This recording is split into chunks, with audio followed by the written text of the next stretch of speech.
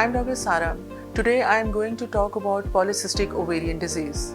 PCOS एक hormonal disorder है जो कि रिप्रोडक्टिव एज की ख़वातीन को अफेक्ट करता है और हमारे यहाँ ये काफ़ी कॉमन है।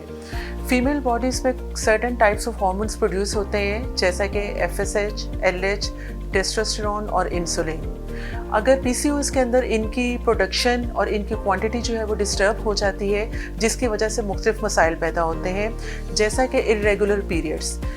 PCOS की ख़वातीन इर्रेगुलर पीरियड के साथ प्रेजेंट कर सकती हैं। या तो पीरियड्स डिले हो जाते हैं, maybe 5 weeks, 7 days, 1 week to 2 week, या टोटली स्किप हो जाते हैं। या ऐसे पेशेंट्स को बहुत कम ब्लीडिंग होती है या उनको कॉन्टीन्यूस ब्लीडिंग भी हो सकती है। सेकेंड सिम्टम जो इम्पॉर्टेंट है, ये वाली ख़वातीन basically excessive hair growth specially on the chest, face, back और एक्नी या ऑयली स्किन के साथ भी प्रेजेंट करते हैं। ये सिम्टम बेसिकली टेस्टोस्टेरोन के ज़्यादा होने की वजह से होते हैं। Third important issue is infertility. Irregular ovulation और हार्मोनल इम्बैलेंस की वजह से ऐसी ख़वातीन को कंसीव करने में प्रॉब्लम होती है और अगर वो कंसीव कर भी लें तो इनके अंदर मिसकैरेजेस का इंसिडेंस ज़्यादा होता है। PCOS के सिर्फ शॉर्ट टर्म नहीं लॉन्ग टर्म भी इफेक्ट्स होते हैं क्योंकि पॉलीसिस्टिक ओवेरियन डिजीज़ के अंदर इंसुलिन रेजिस्टेंस होती है जिसको अगर टाइमली डायग्नोज और ट्रीट ना किया जाए तो इसकी वजह से लेटर डायबिटीज़ यानी कि टाइप 2 डायबिटीज़ डेवलप हो सकती है। ना सिर्फ डायबिटीज़ बल्कि ऐसे पेशेंट्स के अंदर cardiac issues, hypertension, even certain kind of cancers और साइकोलॉजिकल इश्यूज़ भी डेवलप होते हैं। आखिर PCOS की वजह क्या है? अभी तक की स्टडीज़ ने ये शो किया है कि exact aetiology of PCOS is not known, लेकिन इनहेरिटेंस और लाइफस्टाइल का बहुत ज़्यादा रोल है।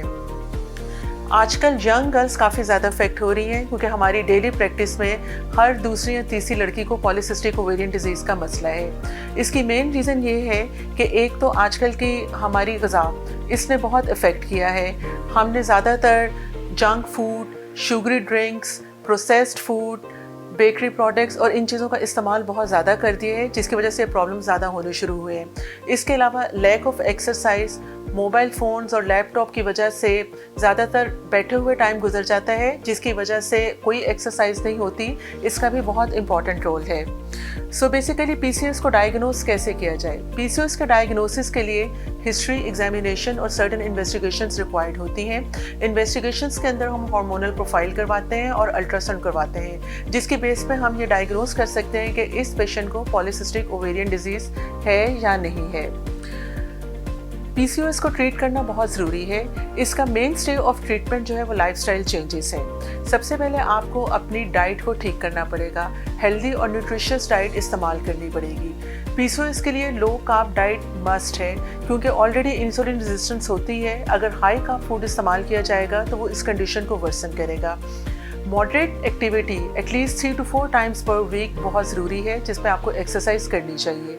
और इसके अलावा अगर किसी को कोई स्पेसिफिक सिम्टम्स हैं, फॉर एग्जांपल इनफर्टिलिटी है या इरेगुलर पीरियड्स हैं या एक्सेसिव हेयर ग्रोथ का मसला है, तो अपनी लाइफस्टाइल मॉडिफिकेशन के बाद इनकी करेक्शन के लिए डॉक्टर को कंसल्ट करना ज़रूरी है ताकि वो आपको सही तरीके से असेस कर सके, ताकि आपके सिम्टम्स मैनेज हो सकें और आप लॉन्ग टर्म हेल्थ के जो नुकसानात होते हैं उससे बच सकें। Thank you.